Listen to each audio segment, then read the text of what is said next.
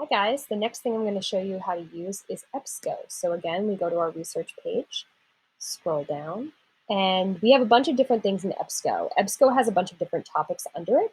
So Biography Reference Center is one. There is also Ebsco Literary Resource Centered Database. And there's also issues and controversies, points of view. So if you have a controversial issue that you're studying in your book, you can use this. But all of these links will actually take you to the same spot. And just as a quick reminder, you need the login and password for this. You would click here on our website for login and password information, and that is only available to Wayne Hills students and staff through a Google Doc. So this took me to Ebsco. I need to log in. And I'm going to log in with my login and password, which are saved. This is my computer. And all of them are always going to take you there. And then I'm going to find the resource that I'm looking for. So Literary Reference Center is here, and Points of View is here. And you would just scroll down to whatever you are looking for. We have a bunch of different things on here: science reference, history reference, legal reference, small business, all sorts of good stuff. Biography reference, that's the biography one if you want to learn about your author. So those are the big ones. And then flipsters for magazines. So if you get bored, you can go play on a magazine. So anyway, for this purpose, I'm going to look at the Literary Reference Center to show you examples, but they all work the same way. I just want to show you a quick tutorial on how to use this. So if I'm looking for works on, say my book is The Great Gatsby, it's going to be my keyword. I'm going to search for it. And I'm going to see what pops up. Great. Here's all sorts of good articles. Now, what you're going to want to do is you might want to refine your results. Notice I've got 297 of them here. So right now they're sorted by relevance. I might want to find newer materials depending on what my topic is.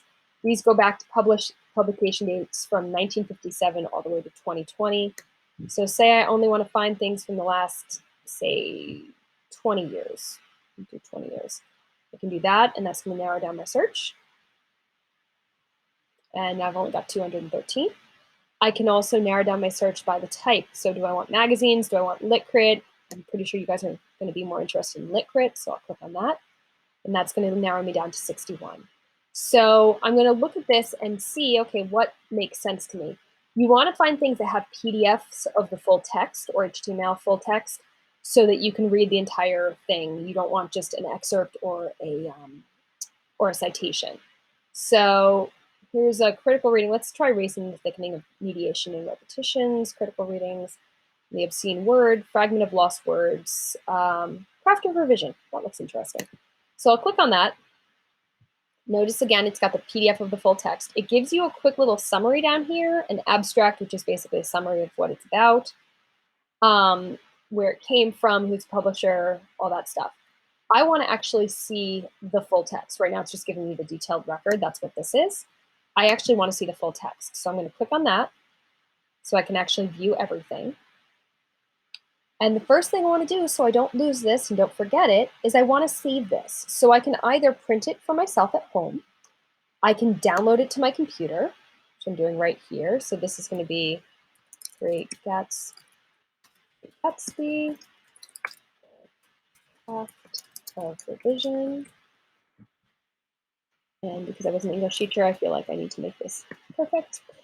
Click Save, and now it's saved to my desktop. It's right here. I can open it anytime that I want, and I can see it, and now I have it. I don't have to worry about signing back in and trying to find it. I could also save it to my Google Drive if I want. So if I do that, it automatically will save it to my Google Drive. And now it's in my Google Drive. Now I can do whatever I want. It'll be in there. What'll end up happening is actually in your Google Drive. If I go to my drive, it should, I should end up with a folder that says Ebsco in a few minutes, and it'll have it in there. There's my Gale ones from before, but I should end up with an Ebsco one. It just takes a couple of minutes sometimes.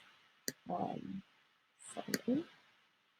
it's been saved. There we go. It's been saved to my Google Drive account. Yeah. Yeah. Sometimes this happens. Oops. If it does this, don't worry too much. You can get right back in by going backwards. Yeah, it thought I wanted to sign into a Google Drive through Ebsco. you don't want to do that. So don't click on this sign in thing, just click on this and it'll save it instead. So it's nice to see I make errors too sometimes. I could also email this to myself if I want. I can put my email to kcaldwell@wayneschools.com, which by the way, you can email me if you have any questions. After revision article. If I want to make any comments, hi me. And then I can send it in plain text format, or I can send it in whatever I want. I want a PDF as a separate attachment. That makes it easy for me. I don't mess with these things over here. And I send it.